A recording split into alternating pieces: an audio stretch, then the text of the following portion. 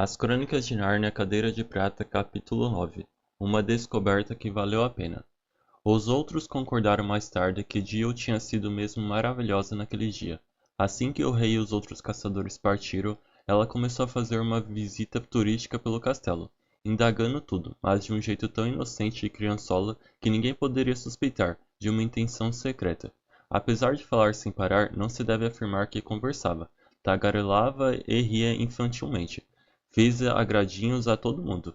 Lacaios, porteiros, mucamas, damas de honra, velhos lords gigantes que já não caçavam mais, aguentou os beijos e os agarros de várias gigantas, muitas das quais, parecendo sentir pena dela, suspiravam, coitadinha, sem no entanto explicar o porquê. Ficou especialmente amiga do mestre Cuca e descobriu o fato importantíssimo de que havia uma porta dando da copa para fora do castelo. Não era preciso atravessar o pátio ou passar pelo grande portão de entrada. Na cozinha bancou a gulosa, comendo todos os beliscos e raspas que o Cuca e os ajudantes lhe ofereciam, com satisfação. Lá em cima, entre as damas, perguntava sobre que roupa usar na grande festa, até que hora poderia ficar, se devia dançar com algum gigante pequenino. Depois ficava vermelhinha quando se lembrava disso mais tarde. Inclinava a cabeça para um lado, toda boboca. Os adultos, gigantes ou não, acham isso muito engraçadinho.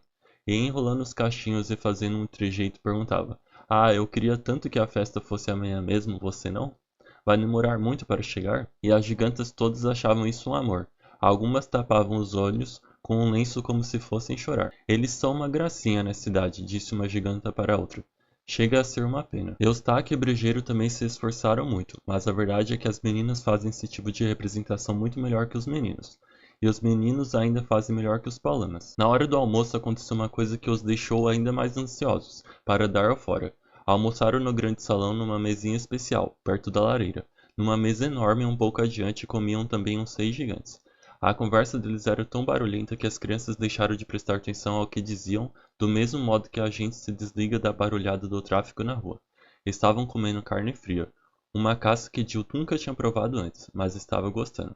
De repente Brejeiro virou-se para os dois e a cara dele estava tão pálida que era possível enxergar a palidez sob o aspecto lameado de sua fisionomia. "Parem de comer", disse ele, "nem mais uma garfada." "Que está acontecendo?" perguntaram. "Não estão ouvindo o que os gigantes estão dizendo?" "Que bom pernil macio", disse um. "Então aquele servo era um mentiroso", disse o outro. "Por quê?" perguntou o primeiro. "Ué, quando foi agarrado ele implorou: 'Não me matem, minha carne é muito dura, vocês vão detestar.'" Jill só entendeu tudo quando Eustáquio arregalou os olhos e exclamou: "Epa, estamos comendo um servo falante." A descoberta não produziu sobre os três um efeito idêntico. Jill, que era novata naquele mundo, sentiu pena do pobre servo, e pensou horrores dos gigantes que o haviam matado. Eustáquio, que lá estivera antes e que fizera pelo menos uma grande amizade com o bicho falante, ficou indignado com aquele crime e sangue frio. Mas Brejeiro, narniano de nascença, sentiu-se muito mal, como se sentiria um ser humano que tivesse almoçado um bebê. "Provocamos a ira de Aslan", disse ele.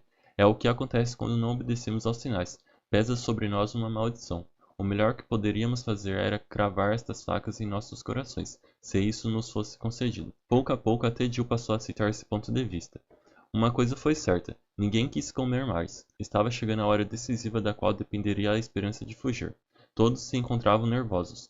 Postaram-se na passagem e esperaram. Os gigantes ficaram ainda um bom tempo no salão depois de terminado o almoço. O careca contava um caso.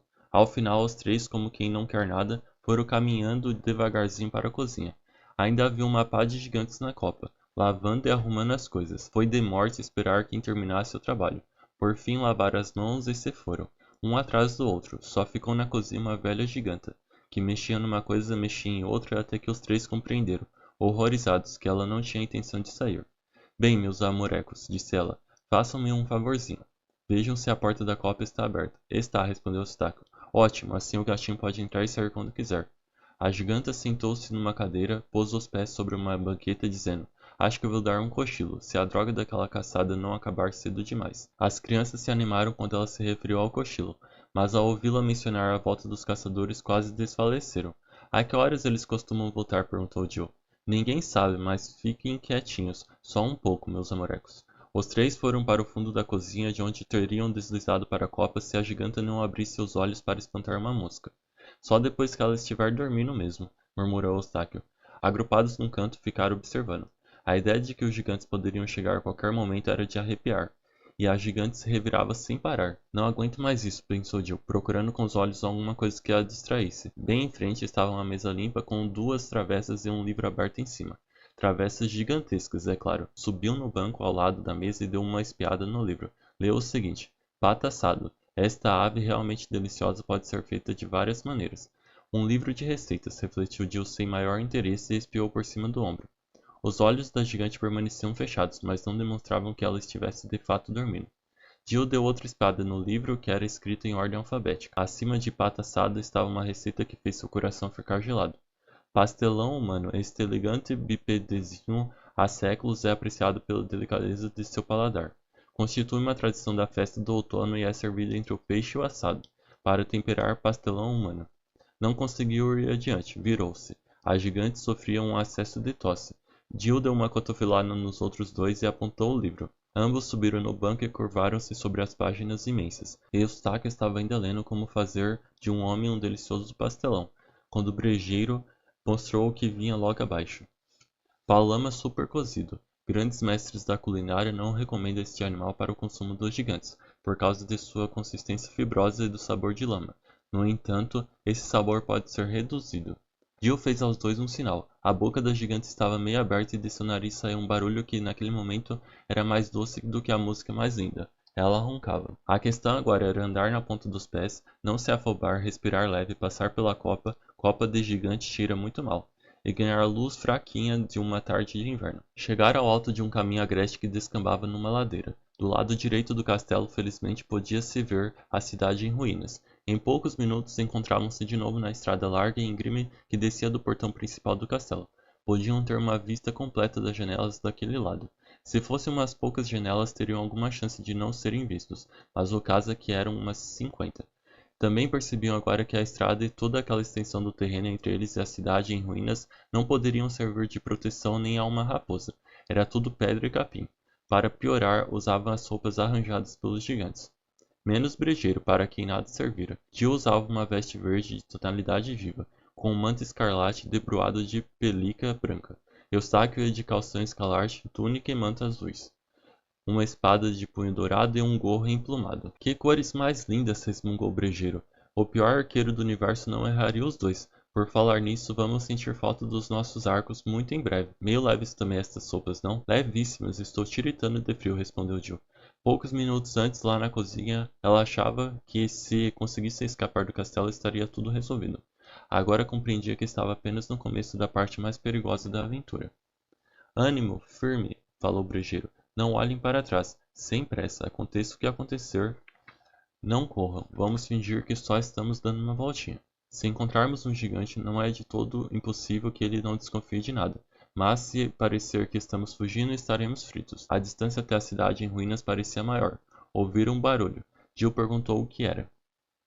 Trompas de caça, cochichou Eustáquio. Nada de correr, falou o brejeiro, só quando eu mandar. Jill não resistiu à vontade de dar uma olhadela para trás. A menos de 1 quilômetro, os caçadores se tornavam à esquerda. Continuaram a passo. De repente, ouviu-se um grande clamor de vozes e gritos. Brejeiro bradou. Já nos viram. Corram. Jill juntou as saias compridas. Que coisa mais chata fugir desse jeito. E correu. Não havia engano possível. Já podia distinguir a melodia das trompas. Ouvia a voz do rei berrando. Peguem, peguem, não deixe fugir meus pastelões. Era a última na corrida, atrapalhado com o vestido escorregando em pedras soltas, os cabelos entrando na boca, o peito doendo e as trompas cada vez mais próximas. Tinha agora de subir a colina, galgando a encosta pedregosa que conduzia ao primeiro degrau da escada dos gigantes. Não sabia o que poderiam fazer chegando lá, mas não adiantava pensar nisso. Sentia-se uma caça. Com a cachorrada atrás dele, tinha de correr até não poder mais. O Paulama ia na frente. Chegando ao primeiro degrau, deu uma parada. Olhou à direita e entrou velozmente por uma fenda. As compridíssimas pernas, quando desapareceram, fizeram lembrar outra vez uma aranha. Eustáquio, depois de certa hesitação, sumiu atrás dele. Jill, cambaleando e ofegante, chegou ao local 1 minuto depois. A fenda nada tinha de convidativa. Aberta entre a terra e a pedra, tinha menos de 1 metro de comprimento e pouco mais de 30 centímetros de altura. Era preciso raspar o chão para entrar. Levava algum tempo. Jill tinha certeza de que seu calcanhar seria agarrado por um cachorro antes de chegar lá dentro. Rápido, pedras! Tampem a saída.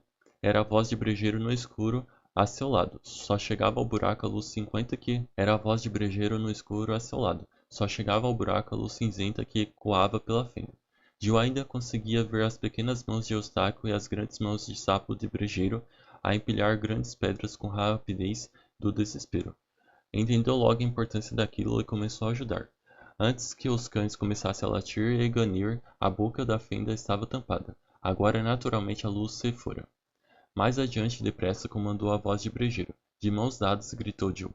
Boa ideia, falou Eustáquio, mas não foi muito fácil encontrar as mãos no escuro. Os cães já fungavam lá fora. Vamos ver se podemos ficar em pé, sugeriu Eustáquio.